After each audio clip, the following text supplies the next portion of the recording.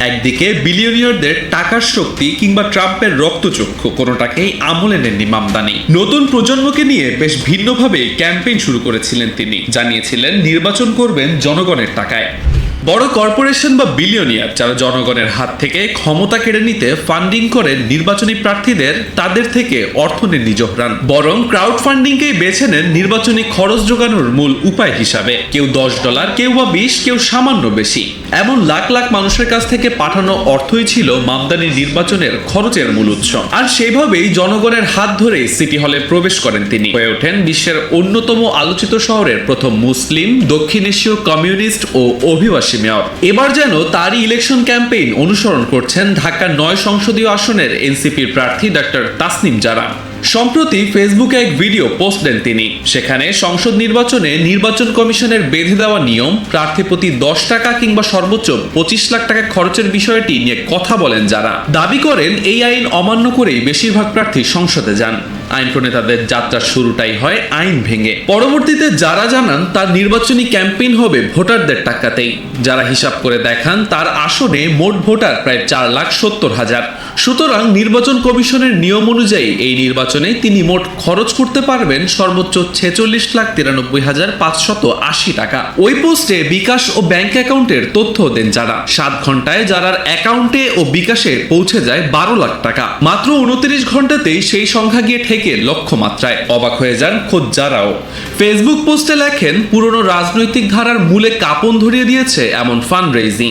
এরপরে অর্থ সংগ্রহ বন্ধ করে দেন তিনি।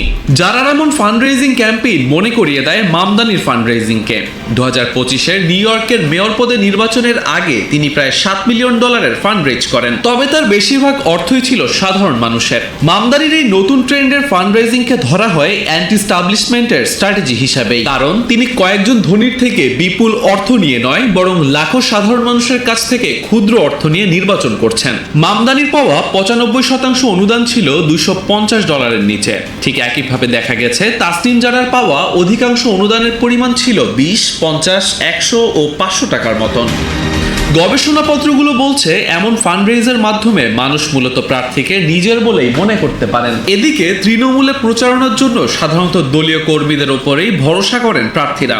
তবে মামদানি তার নির্বাচনী প্রচারণায় কাজে লাগিয়েছিলেন স্বেচ্ছাসেবকদের। তারাই সপ্তাহে কয়েক ঘন্টা করে সময় মামদানির প্রচারণার কাজে লাগিয়েছিলেন। মামদানি জানিয়েছিলেন বিলবোর্ড পোস্টারের চেয়ে একজন ভোটারের সাথে তার প্রচারণার কাজে নিয়োজিত ভলেন্টিয়ারের 5 মিনিটের আলাপ বেশি গুরুত্বপূর্ণ। এমনকি নির্বাচনের সময় মামদানি জানিয়েছিলেন বাংলাদেশি আন্টিরাই ছিলেন তার অন্যতম বড় প্রচারণার শক্তি। সেই একই পথে হাঁটছেন তাসনিম জারাও। ফেসবুক পোস্টে জানিয়েছেন বিলবোর্ড পোস্টার নয়, ভোটারদের সাথে কথা বলাই মূলত গুরুত্বপূর্ণ। প্রচারণার জন্য তৈরি করেছেন ফেসবুক গ্রুপ। সেখানে স্বেচ্ছাসেবকরা যুক্ত হচ্ছেন, তারাও কথা দিচ্ছেন প্রচারণার জন্য। এছাড়া ভোটের দিন পোলিং এজেন্ট খুঁজতেও সোশ্যাল মিডিয়া ব্যবহার করছেন তাসনিম জারা। এমন ক্যাম্পেইনের বিষয়ে যারা ফেসবুক পোস্টে জানান জনগণের সম্মিলিত শক্তির সামনে কোটি কোটি কালো টাকা কতটা অসহায় সেই উদাহরণ দেখাতেই এমন উদ্যোগ তার। উল্লেখ্য, নির্বাচনী প্রচারণার সময় বিতর্কগুলিতেও এমন কথা বারবার বলেছেন মামদানি। জানিয়েছিলেন কোনো বড় কোম্পানি বা বিলিয়নিয়ার থেকে টাকা নিয়ে তাদের স্বার্থ হাসিল করবেন না তিনি। এত সব মিল দেখে নেটিজেনরাই বলছেন যারা ক্যাম্পেইনের এমন স্ট্র্যাটেজি অনেকটাই মিলে যাচ্ছে মামদানির ক্যাম্পেইনের সাথে।